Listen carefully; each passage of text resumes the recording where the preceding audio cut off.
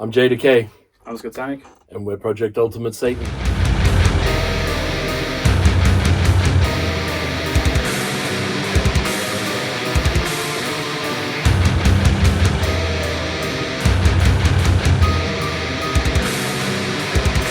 Headbangers, eh? Yeah. Yeah.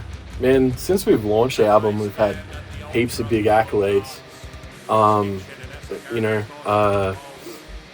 Made it to a bunch of end-of-year lists and stuff. It's been pretty crazy, pretty well received.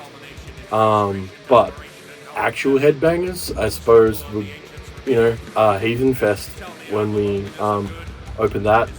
When was that? 23? 22? Yeah, 2020. I think it was 2022 actually. Yeah, in June. Yeah, it's really, really good. Received really well.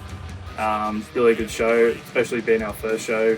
Being told it was a really good performance. So, yeah, really stoked about that one, especially us being our first show all together. So, it was great. It was crazy getting up there and getting our thing finally on stage.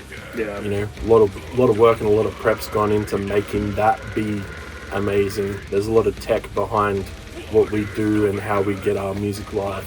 Yeah, really exciting too. Like, there was a long time period where we couldn't play or perform, so us being able to play stage again, we kind of got loose. Yeah. And we had a point to prove, you know what I mean? Yeah. 3 years in the making and then stuck in COVID 3 times. Yeah, we had something to prove.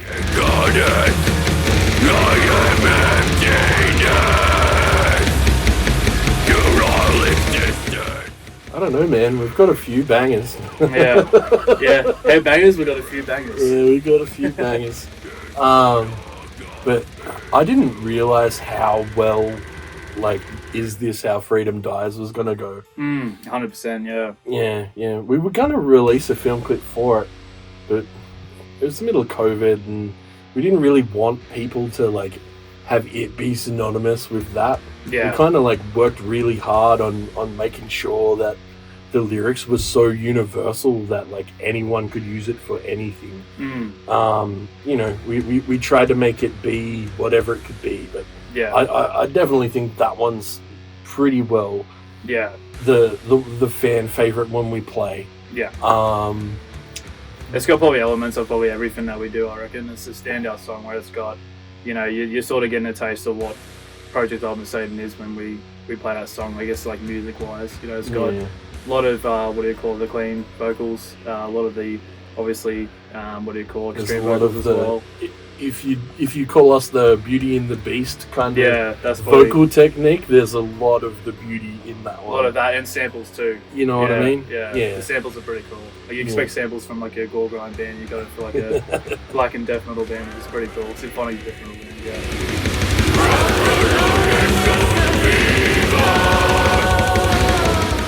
I was trying out guitarist for my other band, Inhuman Remnants. And I thought, hey, Daryl's made a submission, he's a pianist, and I was pretty amazed at what he'd done, but genre-wise, the boys in Inhuman Remnants didn't really want to go from being a gore grind band to being a symphonic gore grind band. They were a bit at odds with the genre change, so I kind of thought, well, let's try and see if we can make a symphonic project, but keep that kind of death metal edge and be a bit more creative with it than what other people have been doing for a little while. I managed to get on to Scotty 2019. Just before the bushfires, I think, was that Heathen Fest. Yeah. Down the coast.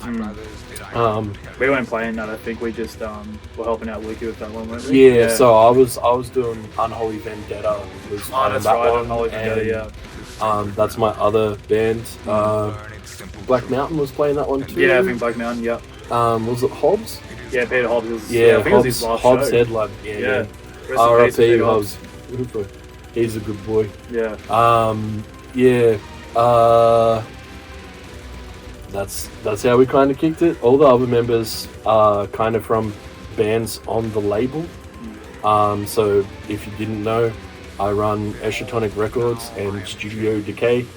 Welcome to Studio Decay.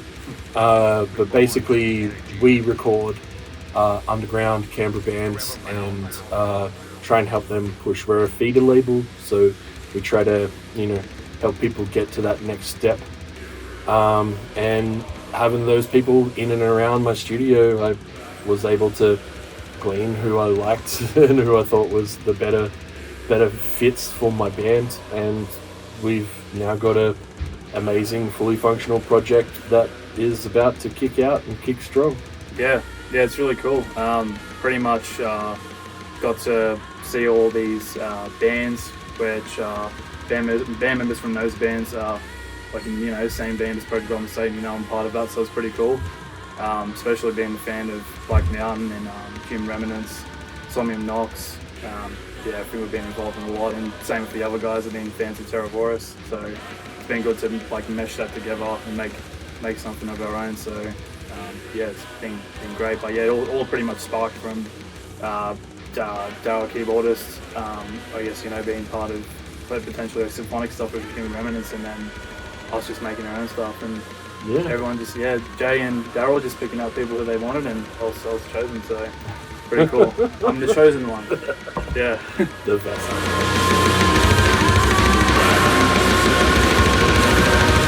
We're all pretty, I guess. We're very collective.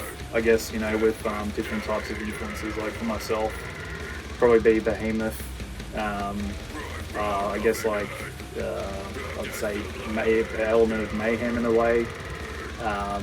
Some other bands I'd say death metal wise.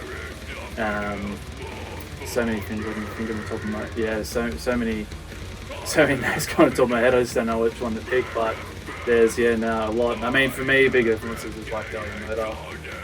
That's just personally, but I guess in regards to the band, probably Behemoth in a lot of ways. Mayhem, even Cradle of Filth, I'd say. Yeah.